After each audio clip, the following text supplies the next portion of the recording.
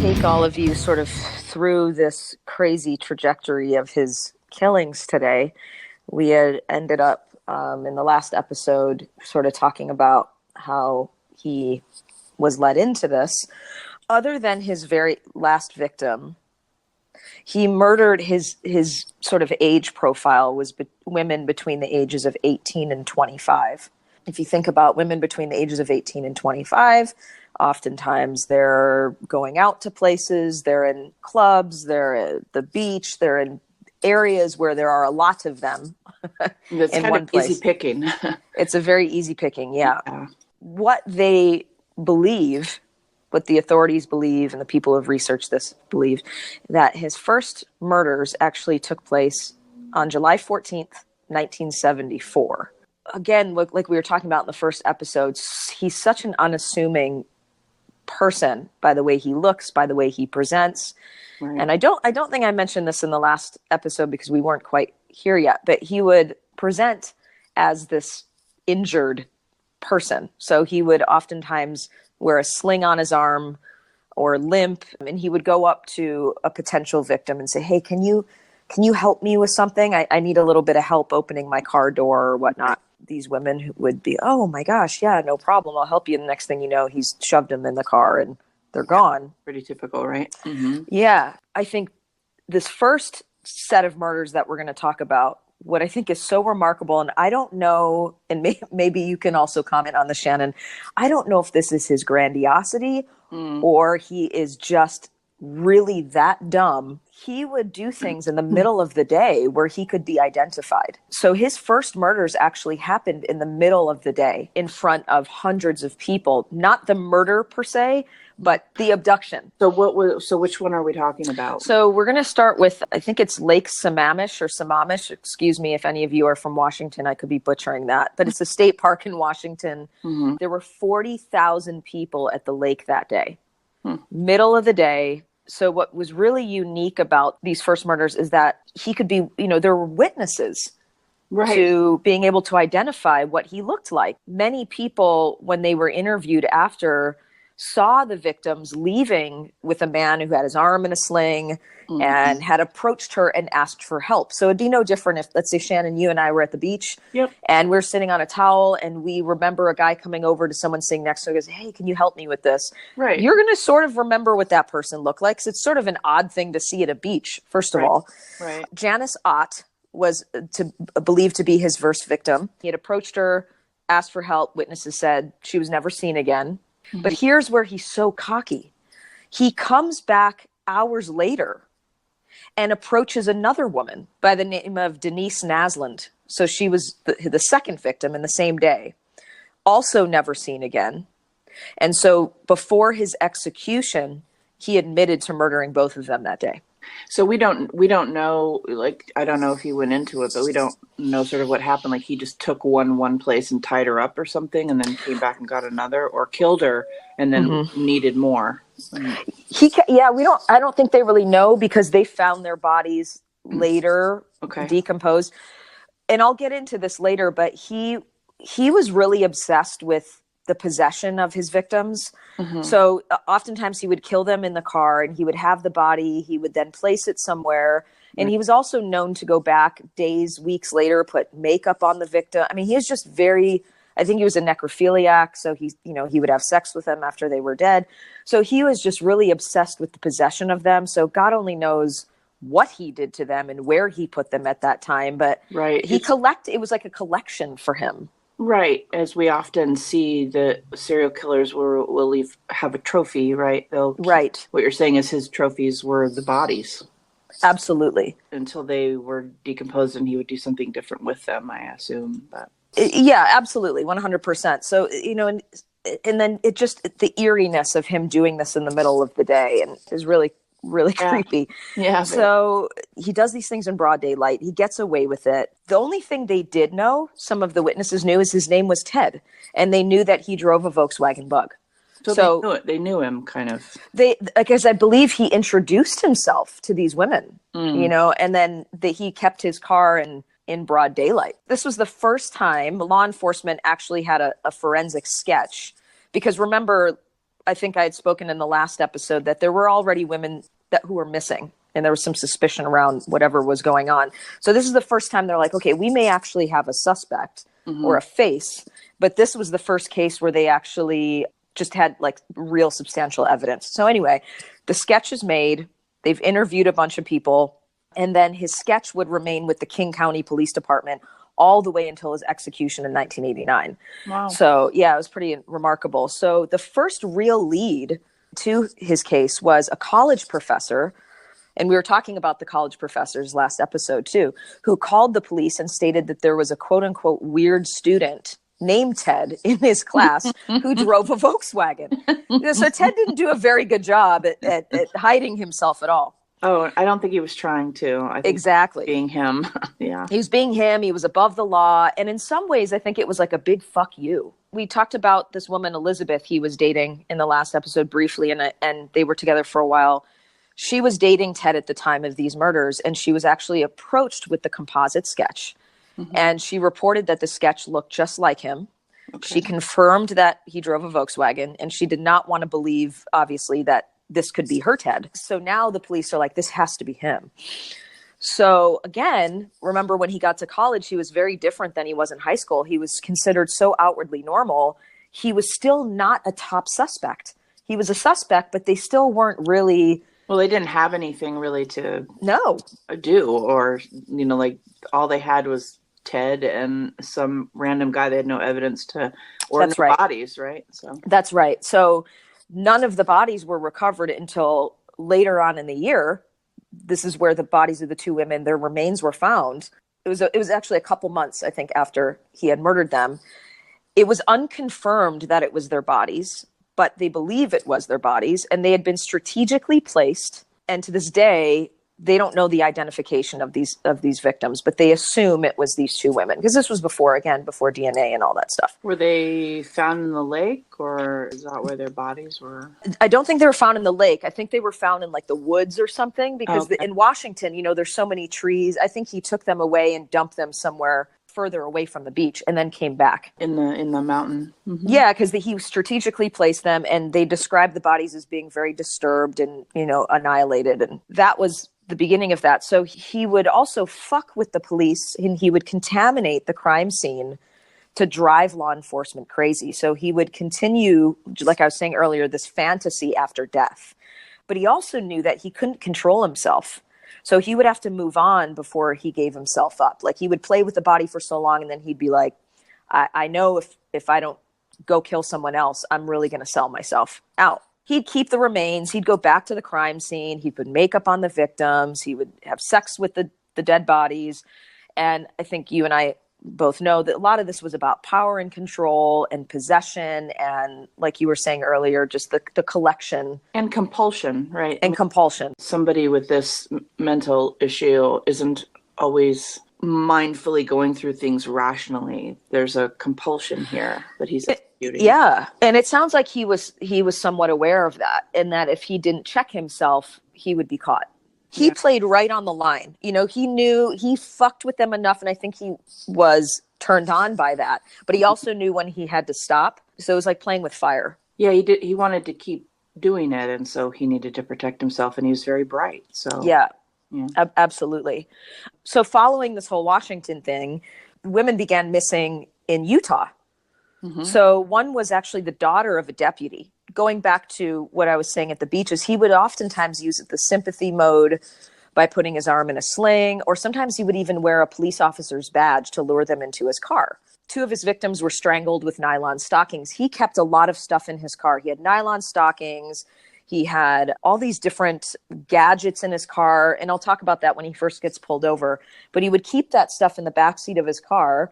And back in the 60s and 70s, people were not looking at, and this is more 70s, 80s, but not looking at, oh, this is an unmarked car, I don't have to respond to this. Right. People just were more innocent, I think, at that time, and would believe him. And he, like we've talked about, he's so unassuming and approachable that people are like, oh, he needs help, or he's a nice man, or whatever they were thinking. So Carol DeRanche is his next victim, November 8th, 1974. He picks her up, states he's a police officer.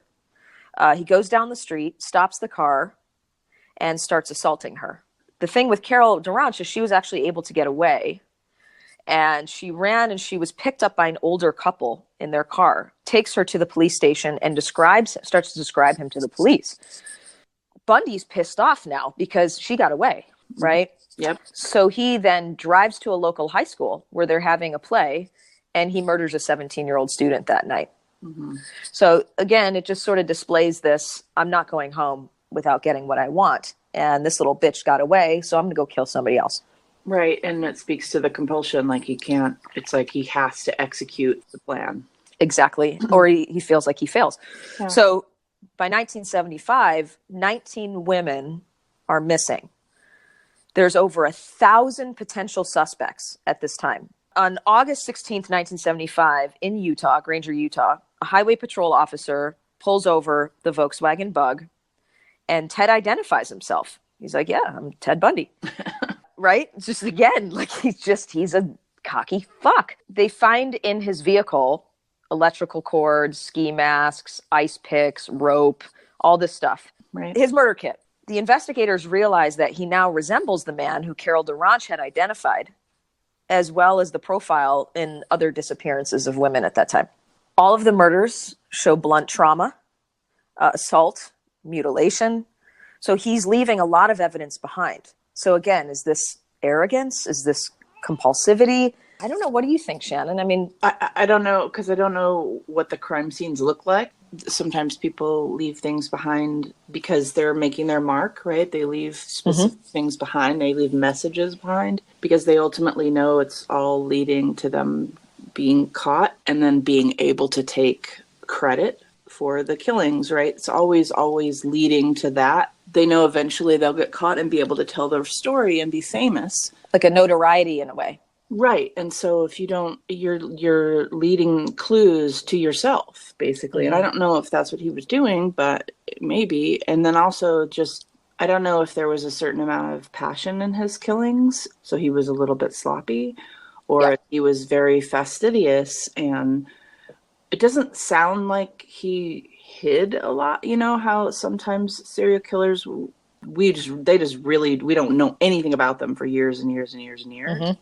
And it just doesn't seem like that was the type of guy he was. It seems like he was, from what you're saying, the type of killer who was compulsive and needing to execute on this fantasy of his, and that he didn't quite do everything in a way to protect himself, really. I mean, I agree. I think that there's an addictive quality to it. And one of his prison psychologists, who I'll talk about in a moment here, literally described him as being addicted to killing people. And so I think like any addict, they're going to be sloppy at times because it really just is about that feeling, that rush that they need to have despite the potential consequence. Yeah, I don't get the sense from what you've told us that he had a sense of consequence or that he was thinking in any way about protecting himself. No, he was. I think it just seems like he's very much acting on straight impulse. Yeah, for sure. So at this point, all his family and friends are in disbelief. You know, how can someone in law school be a serial killer? His mother described him as this normal boy. And again, there's no DNA database or surveillance at this time. So Carol Durant was actually the smoking gun. If it would not have been for her getting away, he may never have been caught. So in 1976, he's tried and found guilty on both accounts of kidnapping and assault. And he's sentenced to serve up to 15 years in state prison, despite the suspicion that he's connected to 19 dead women. Relatively small sentence. I guess they only had proof enough for, I mean, I don't know why the sentence was so small. Do we know? Well, I think that, you know, we're going to continue this conversation, but I think that in this next section, we're going to talk a little bit about who he was and how he presented and maybe why he was able to get such lighter sentences.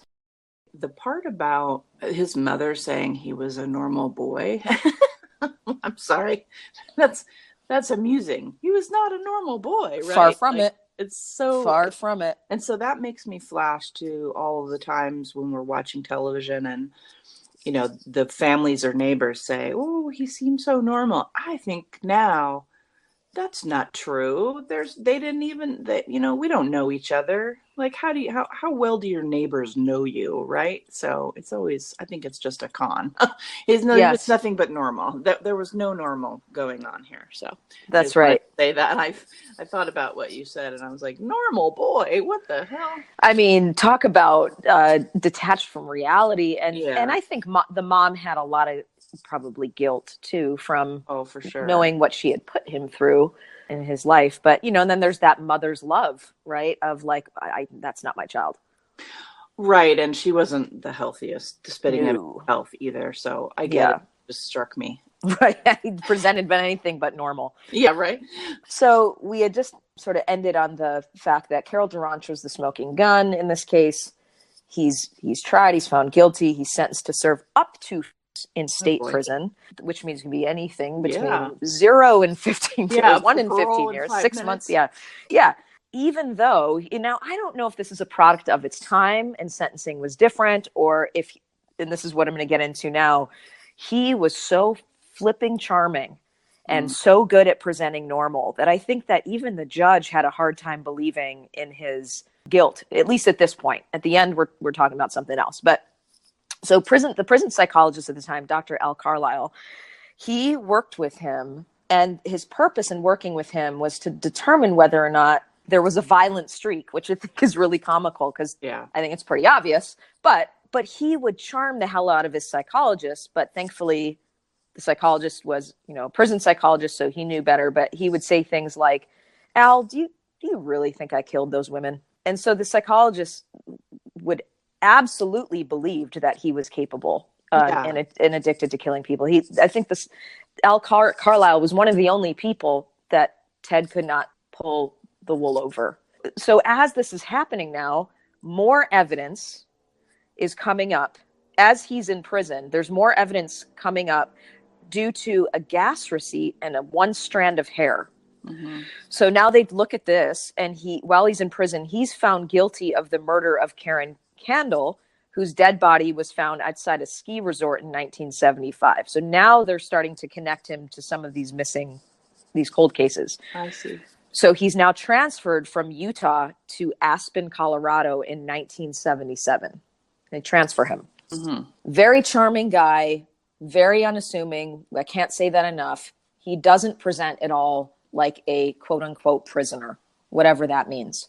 He's not resistant. He's not trying to piss anybody off. So what he's done, and I've worked with guys like this where you're borderline trusting them at their word. Mm-hmm. So, he starts to con authority into really trusting him. Yeah. So he figures out how to bypass the prison rules, and he's oftentimes left alone, which is totally against the etiquette and rules of prison.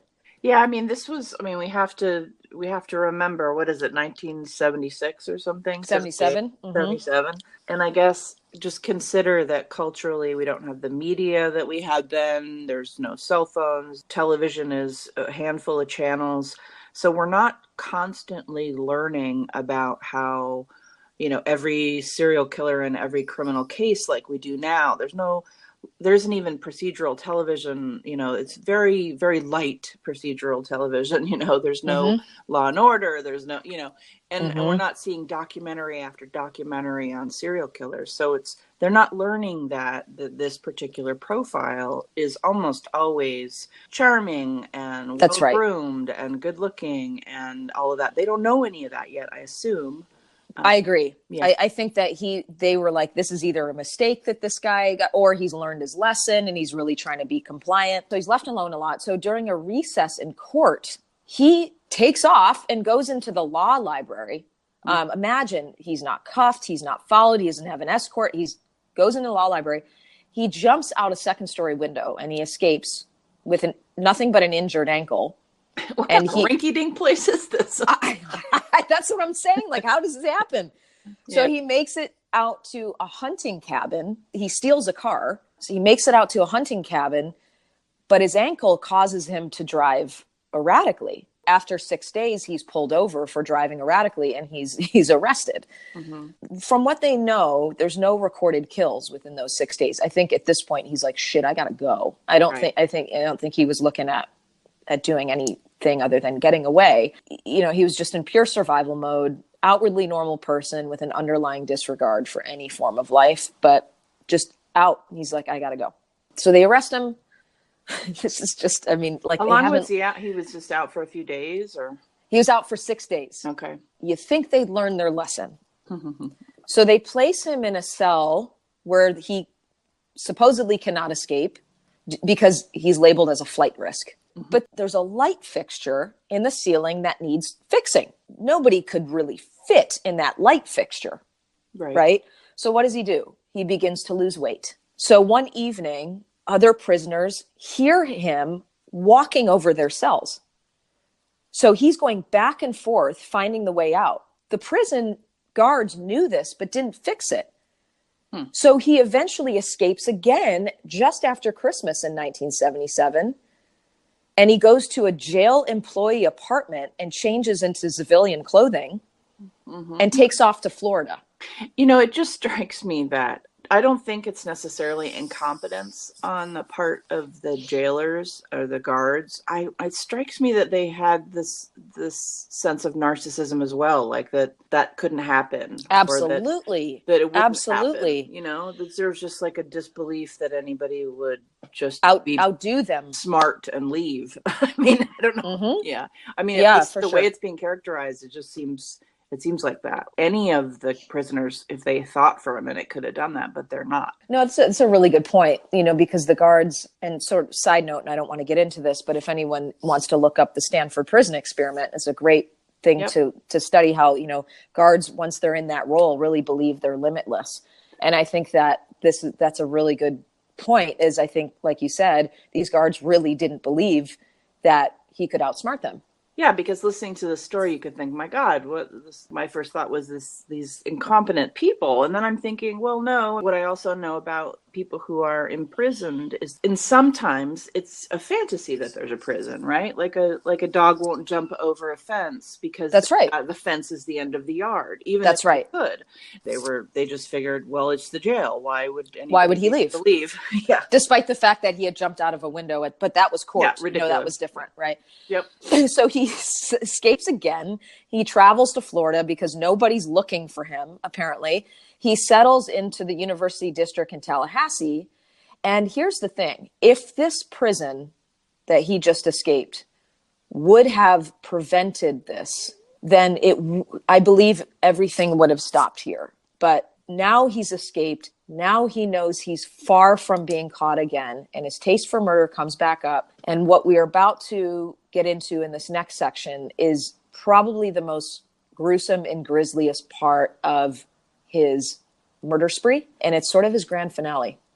In January of 1978, he's now left for Florida. He's in Tallahassee, and he goes to Florida State University, and once again sort of mimics this student role, tries on a new mask. January 15th, 1978, Bundy becomes responsible and known for what were identified as the Chi Omega murders, which was a sorority. So he'd been staying in Tallahassee, Florida for about a week after escaping from jail. For the second time. Mm-hmm. He stayed in a boarding house and lived off money from purses he stole. I mean, just wow.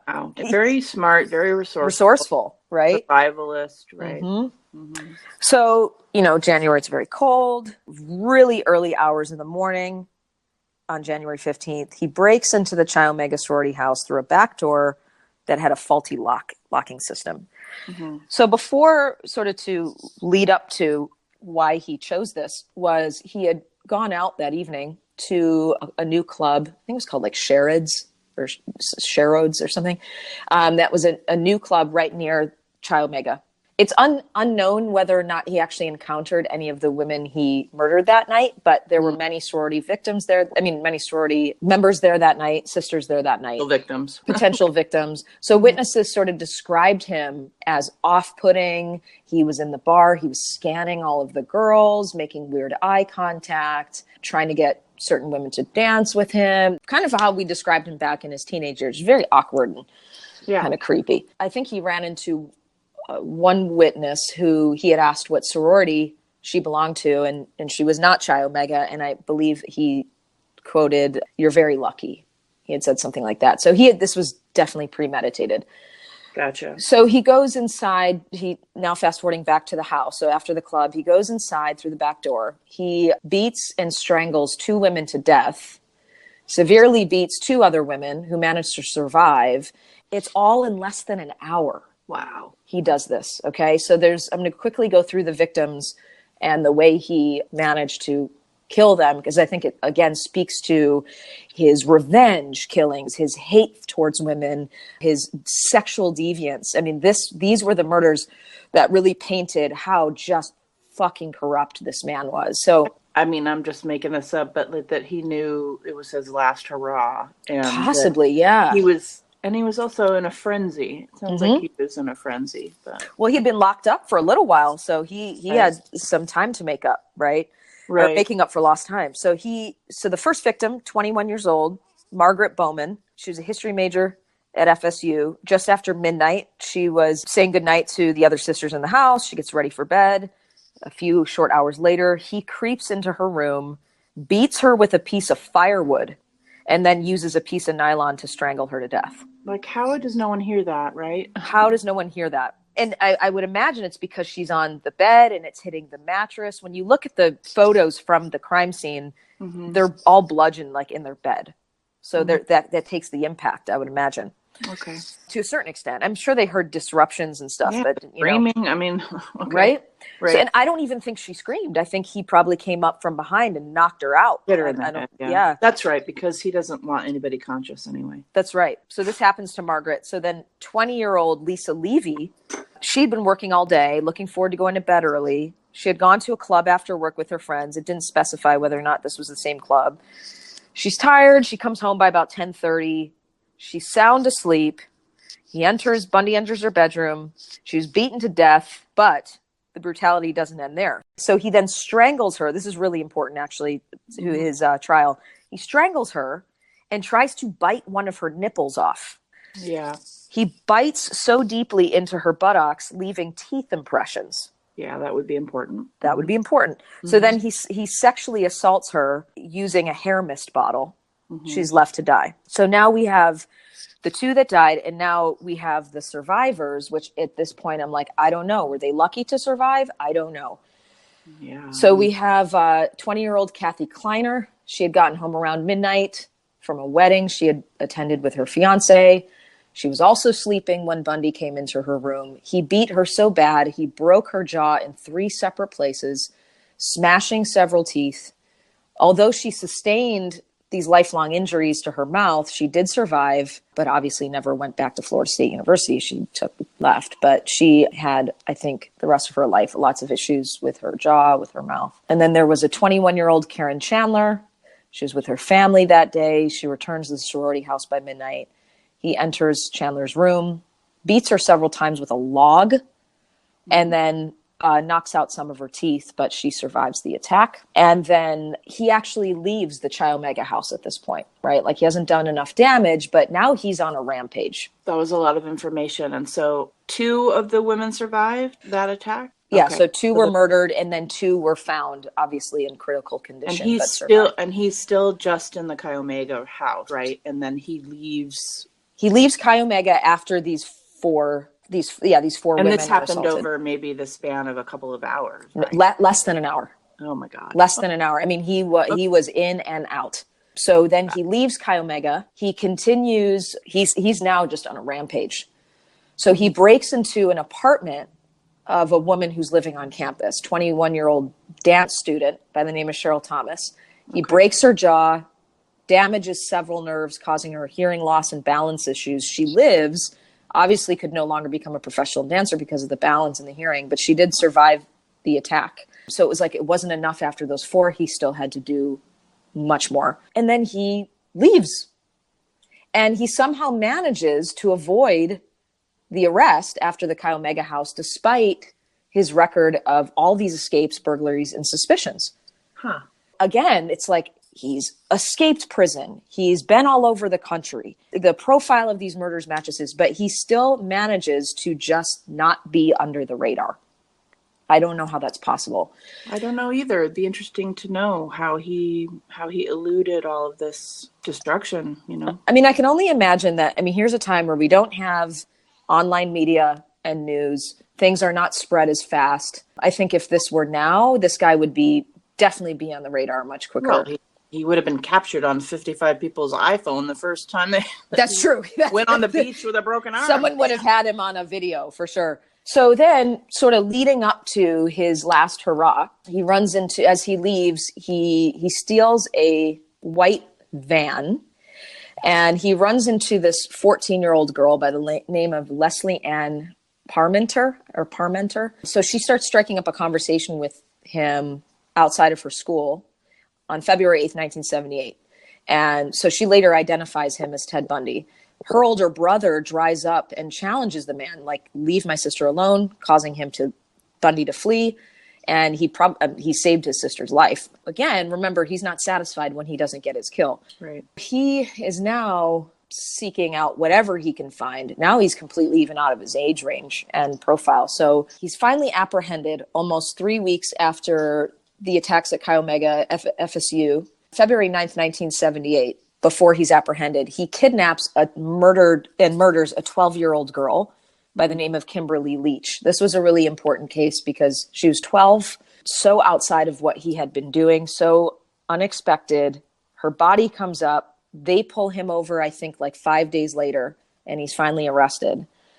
He was so out of control, it didn't even matter that this little girl didn't even fit the mold of what he normally desired. No, I think that was a murder of convenience. I really feel like at this point, he either knew he was coming to the end of his run, or he was in such a psychological frenzy that it was just whatever was convenient. It's like he couldn't fit his profile, and he couldn't choose his victims as carefully as he had in the past because he just was out of his mind by then. He was completely out of his mind. And I think it was a combination of both of those things you said. And so because he doesn't learn from consequence, he's pulled over only because of the damn stolen car. Mm-hmm. So he's pulled over. The officer did not know Bundy was on the FBI's most wanted list. Right. So he takes him to the police station. Obviously, they figure out who he is, but his last remark noted is, "I wish you would have just killed me back there." And I think at this point, he knew he was done. I don't know at what point he realized it or what was inside of his head at this point, but yeah, he knew he was done. And it's interesting because I don't know if that was a fleeting thought or a thought that stayed, because I know that sometimes this type of personality wants to brag and be infamous for what they've done, and they have some reason for it. I don't think he ever really bragged. I mean, he even minimized the amount of people that he actually killed. Right. I think this goes back to the original theory, which is these were revenge killings for him. These were a product of how injured and damaged, and not to justify, but I think when we talk about nature and nurture and the product of environment, and going back to the first episode and attachment, he had found out at the same time he was not who he was told he was, and the woman of his dreams had completely annihilated him and injured him. And so this triggered that thing that was already there. And I think that for 5 years, he was literally just on a rampage, and he didn't give a shit. In the media or in, movies, etc., sometimes we glorify how the killers feel while they're killing, American Psycho, that kind of thing, that they're sort of reveling in it, that it's sort of even Silence of the Lambs, that it's an orchestra of murder and that they're enjoying it and it's hedonistic. And just from what we've described in these 2 episodes, I'm not really getting that Bundy felt that way, that it was more of a compulsion and shame driven, and that he was trying to get back his power and all of that stuff. It just doesn't feel like a celebration of murder with Bundy.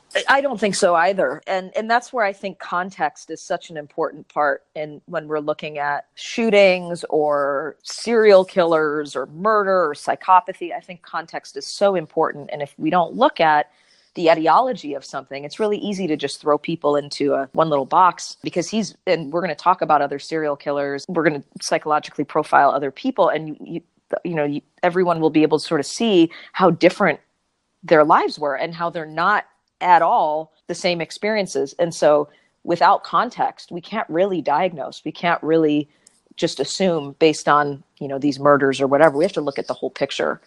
And I think it's one of the reasons why we are attracted to doing these types of series and looking into this, because psychologically we want to see the finer points. Yeah, for sure. So, so next time we're going to be looking at, from this arrest now, preparing for his trial and his final days before his execution.